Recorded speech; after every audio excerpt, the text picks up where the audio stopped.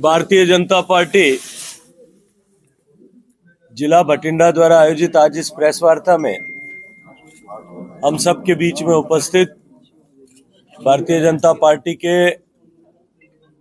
सूबे के प्रधान आदरणीय श्री अश्विनी शर्मा जी, सूबे के जनरल सेक्रेटरी सरदार कांगड़ साहब, सरदार विक्रमजीत सिंह जी, बीबी मोना जायसवाल जी, पार्टी के सारे सीनियर लीडर साहिबान और पत्रकार मित्रों,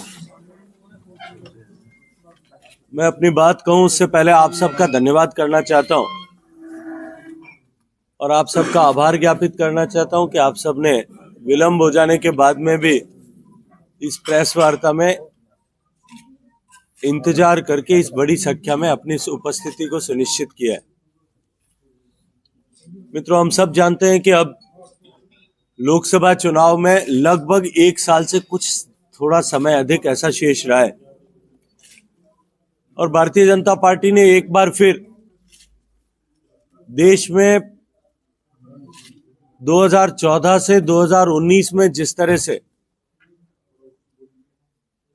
2014 की अपेक्षा में ज्यादा अधिक मत और ज्यादा अधिक सीटें जीत करके एक नया इतिहास रचा था, इसी परंपरा को कायम रखते हुए और आगे 2024 के चुनाव में हम 2/3 बहुमत के साथ में सरकार बनाए, इस लक्ष्य को लेकर के, इस चुनौती को स्वीकार करके भारतीय जनता पार्टी के कार्यकर्ताओं ने देश भर में काम करना प्रारंभ किया है।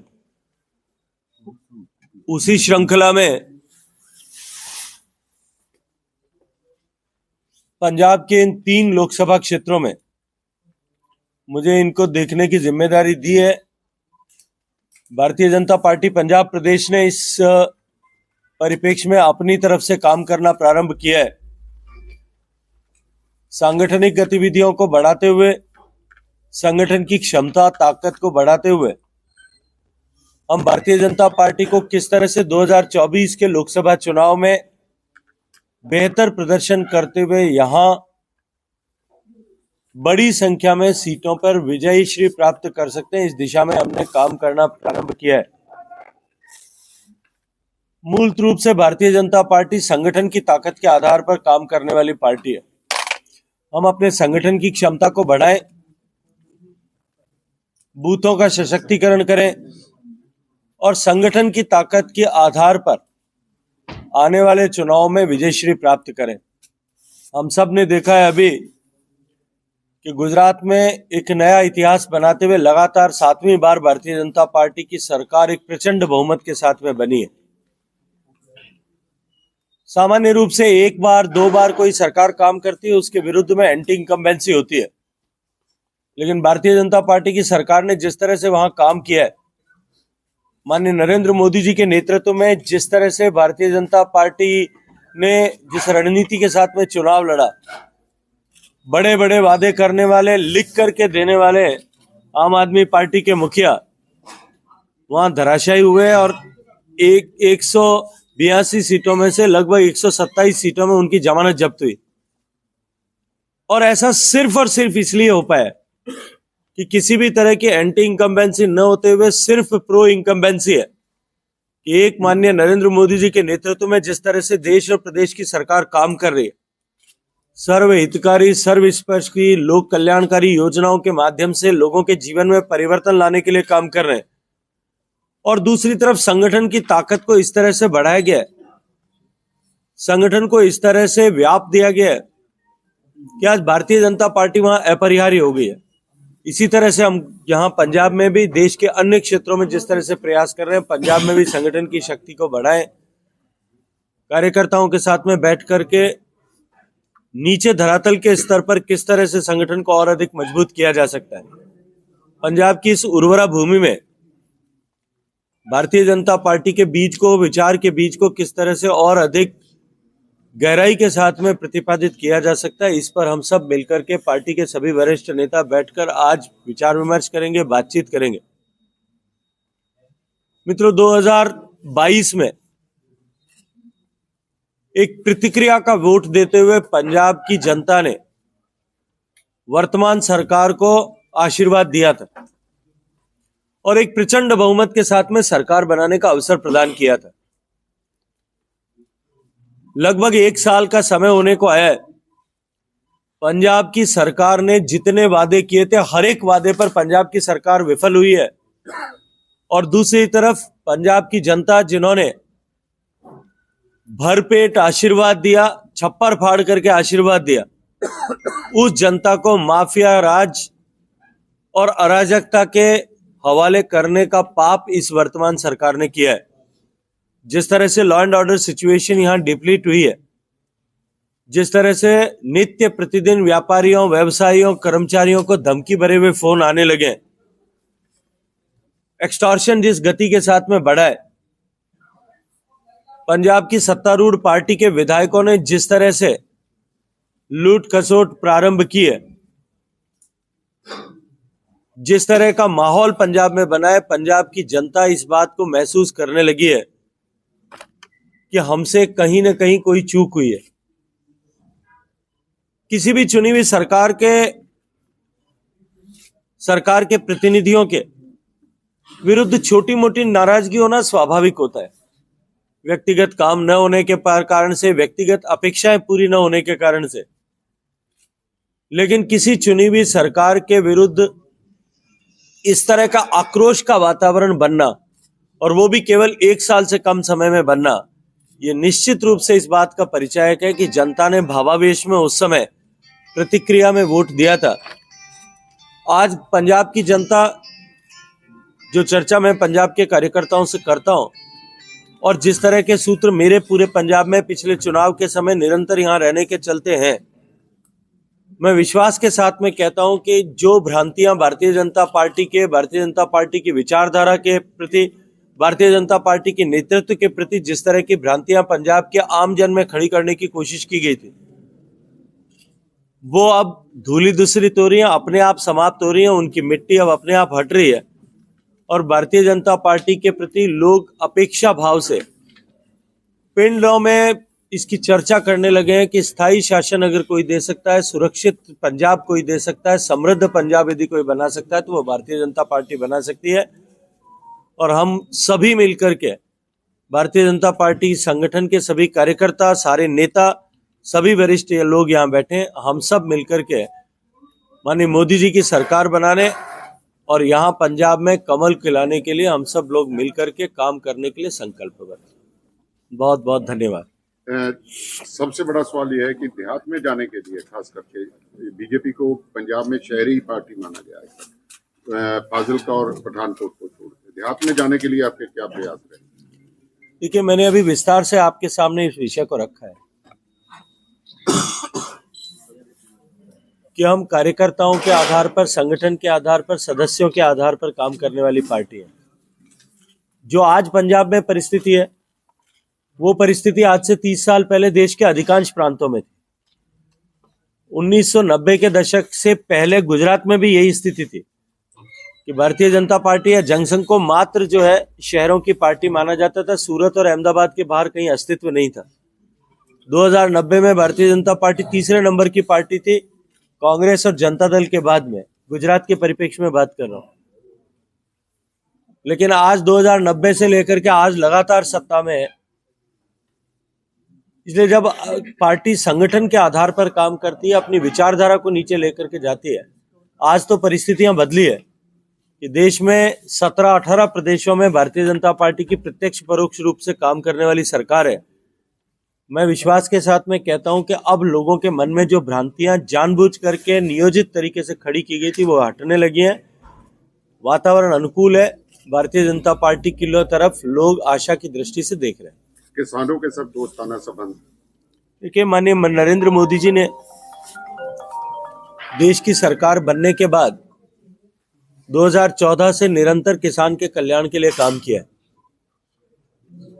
और डॉक्टर स्वामीनाथन की रिपोर्ट, जिसकी चर्चा किसानों की चर्चा करते हुए, किसानों की चर्चा करते हुए हमेशा जो डॉक्टर स्वामीनाथन की बात होती है, डॉक्टर स्वामीनाथन ने खुद लिख करके इस बात को स्वीकार किया है और एक जगह नहीं अनेक जगह लिख करके बोल करके इस बात को स्वीकार किया है कि उनकी रिपोर्ट के अनुरूप अगर किसी पॉलिटिकल पार्टी या सरकार ने लेटर एंड स्पिरिट में काम किया है वो भारतीय जनता पार्टी की नरेंद्र मोदी सरकार ने किया है।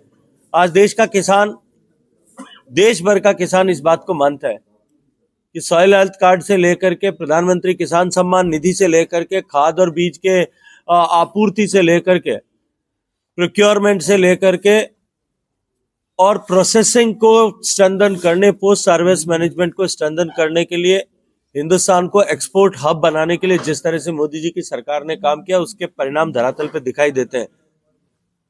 कुछ लोगों ने नियोजित रूप से अपने राजनीतिक महत्वाकांक्षाओं की पूर्ति के लिए किसानों और भारतीय जनता पार्टी या किसानों और मोदी जी के बीच में पंजाब में एक दीवार खड़ी करने की कोशिश की थी, लेकिन वो दीवार अब भरभरा के गिर गई है और लोग हकीकत समझने लगे हैं। और इसी से मैंने कहा है कि पंजाब में भी गांव में बैठे हुए लोग, पिंड में बैठे हुए किसान भी अब ये अपेक्षा करते हैं कि अब भारतीय जनता पार्टी है जो उनकी असली खैरख्वाह हो सकती है। पंजाब ਦੇ ਮਾਹੌਲ ਨੂੰ ਕਿਵੇਂ ਦੇਖਦੇ ਹੋ? ਜਗ੍ਹਾ ਜਗ੍ਹਾ ਤੇ ਹੋਲਡਿੰਗ ਲੱਗੇ, ਗੁਰਦੁਆਰਾ ਪੰਨੂ ਨੇ 4 ਜਗ੍ਹਾ ਤੇ ਹੋਲਡਿੰਗ ਲੱਗੇ ਬਠਿੰਡਾ ਦੇ ਚ।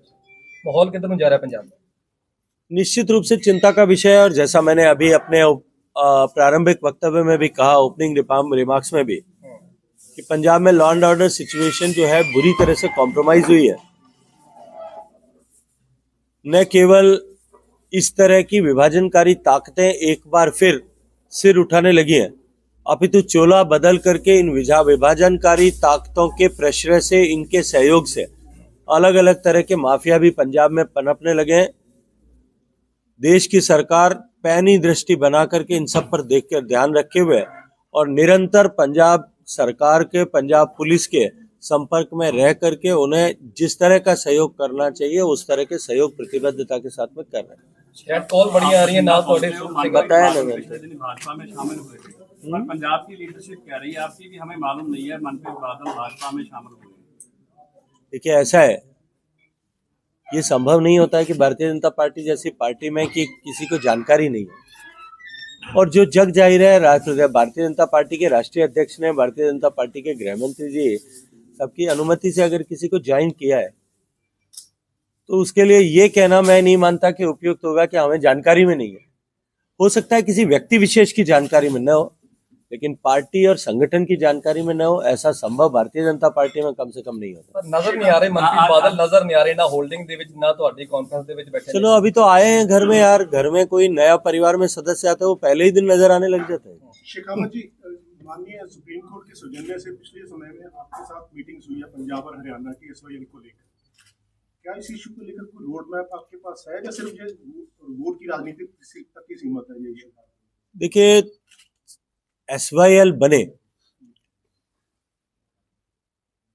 इसको लेकर के लंबे समय से प्रकरण सुप्रीम कोर्ट में विचाराधीन। सुप्रीम कोर्ट ने 2-3 बार उसमें अपनी तरफ से वर्डिक्ट दिया भी है, लेकिन क्योंकि दोनों राज्यों के बीच में सहमति नहीं है इसको लेकर के, इसलिए वो अभी भी उसका धरातल पर अमलीकरण नहीं हो पाया है। एक बार फिर सुप्रीम कोर्ट ने आदेश किया था कि भारत सरकार के जल शक्ति मंत्री दोनों राज्यों के मुख्यमंत्रियों के साथ में बैठे और उनके बीच में सहमति बनाने का प्रयास करें। हमने प्रयास किया है, लेकिन किसी भी तरह की सहमति न बन पाने के कारण से हमने वापस अपनी तरफ से सुप्रीम कोर्ट को अपनी रिपोर्ट भेजने के लिए कार्रवाई प्रारंभ कर दी है, क्योंकि प्रकरण लंबे समय से उच्चतम न्यायालय में विचाराधीन है। इसलिए इस पर किसी भी तरह की सार्वजनिक टिप्पणी करना मेरे लिए अनुकूल नहीं है। ये होगी कि बननी चाहिए, सहमति नहीं बनी है दोनों राज्यों के बीच। सर आपके मुताबिक बननी चाहिए या नहीं? मैंने क्या कहा कि जो विषय सुप्रीम कोर्ट में विचाराधीन है उस पर मुझे टिप्पणी करने का अधिकार नहीं है। सर एक आपका महकमा रिलेटेड एक और क्वेश्चन है सर, अभी पिछले कुछ समय से पंजाब में एनवायरमेंट और पानी को लेकर काफी इश्यूज चल रहे हैं। पहले आपको लेकर प्रतिनिधि मंडल मिला मत्तेवाड़ा के इशू को लेकर, गुड्डा नल्ला को लेकर, और अभी जीरा की फैक्ट्री में भी इसी इशू को लेकर काफी चर्चा हुई और सरकार को फिर कहना पड़ा कि हम इसको बंद करें। तो ये क्षेत्र आपके अंदर आता है मिनिस्ट्री की।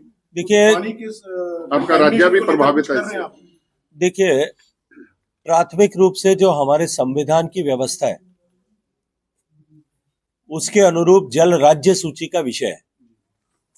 जल स्रोतों का संरक्षण, उनका संधारण, उनका उपयोग, उनका रखरखाव करना राज्य सरकार की जिम्मेदारी है। And Punjab government have grossly failed. पिछले 30 साल से जो है बुड्ढा नाला का प्रकरण चल रहा है, विभिन्न न्यायालयों के आदेश होने के बावजूद भी सरकार नहीं कर पाई।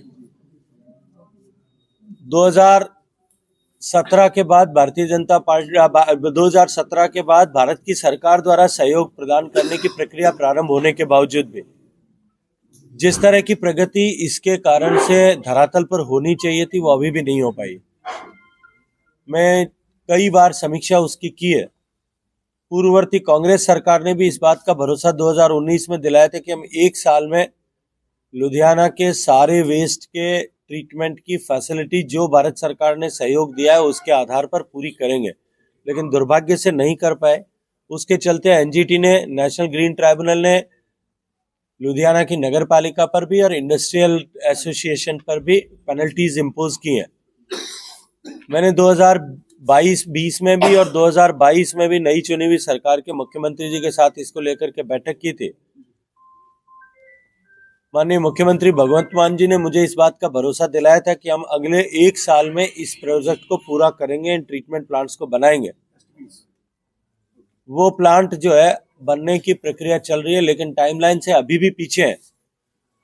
निरंतर उसके ऊपर प्रयास करने के बावजूद भी पंजाब सरकार उसे गंभीरता से नहीं ले रही और उसका दुष्परिणाम केवल पंजाब को ही नहीं, नीचे बहकर जाने वाले पानी जो पीने के पानी के रूप में उपयोग होता है राजस्थान के 13 जिलों तक, वहां तक उसके कारण से समस्या को जो है वो दर्ज किया जाए। अच्छा, एक सबसे बड़ी पंजाब की समस्या है जी, नेशनल सिक्योरिटी को ध्यान में रखते हुए कर्जा जो चढ़ा है पंजाब के ऊपर, लाखों करोड़ों कर्जे का और नेशनल सिक्योरिटी दोनों का क्या लेना देना? जो सर आतंकवाद था, तो आतंकवाद के समय का चलता नेशनल जो सिक्योरिटी फोर्सेज है उनकी सैलरीज, उनका खर्चा चलते हुए आज का नहीं है, लंबे समय से नेशनल सिक्योरिटी, क्योंकि बॉर्डर एरिया है। मुझे लगता है कि नेशनल सिक्योरिटी के लिए जितनी भी फौज काम करती है, चाहे वो भारत की सेना करती होगी या बॉर्डर पे काम करने वाले डिफरेंट बॉर्डर ऑर्गेनाइजेशंस है, बॉर्डर सिक्योरिटी फोर्स है, आईटीबीपी है, मेरी बात खत्म करने देना। उन सब की चिंता और उन सब का खर्च जो है राष्ट्रीय सुरक्षा से जुड़े हुए विषयों का खर्च भारत सरकार उठाती है। इसलिए राष्ट्रीय सुरक्षा और राज्य की आंतरिक सुरक्षा, इन दोनों विषयों को जोड़ने की आवश्यकता नहीं है। लेकिन पंजाब की सरकार पर, पंजाब प्रदेश पर जो कर्जा बढ़ा है वो कर्जा केवल सिक्योरिटी प्रोफेशनल्स के कारण से नहीं बढ़ा है। जिस तरह से पंजाब में पूर्ववर्ती सरकारों ने पंजाब की इकोनॉमिकल प्रबंधन, आर्थिक प्रबंधन, इकोनॉमिक मैनेजमेंट को जिस तरह से डुबोया है, उसके कारण से ये परिस्थिति बनी और वर्तमान सरकार इसको बिल्कुल कुएं में डालने के में लगी है। आज पंजाब में जितनी स्टेट रेवेन्यू से ज्यादा जो है पंजाब का कैपिटल एक्सपेंडिचर, पंजाब का एस्टेब्लिशमेंट एक्सपेंडिचर हो गया। कर्जे का ब्याज, तनख्वाह, पेंशन और मेडिकल बिल्स, ये भी पंजाब की ग्रॉस रेवेन्यू से बाहर निकल गए। जो भारत सरकार से पैसा आता है उससे में से इसको चुकाया जाता है। तो इसलिए निश्चित रूप से पंजाब की स्थिति भयावह है। और हमने बार बार चुनाव के समय में भी कहा था कि ऐसी खराब हालात के बावजूद भी जिस तरह से रेवड़ियां बांटने की चर्चा तत्कालीन सरकार ने की थी, ये पंजाब के लिए लंबे समय तक, आने वाले समय में पंजाब के भविष्य के लिए बहुत बड़ी चुनौती बनेगी। लेकिन बहुत बड़े बड़े सब्जबाग दिखा करके सत्ता में आई सरकार ने भी वो वादे अभी तक पूरे नहीं किए। ये परिस्थिति निश्चित रूप से चिंताजनक है और पंजाब की सरकार को अपने आर्थिक प्रबंधन के लिए ठीक से काम हो, इसके लिए काम करना चाहिए। आप क्या करेंगे जी? पंजाब को चलिए, निकालेंगे? धन्यवाद। पंजाब को निकालेंगे।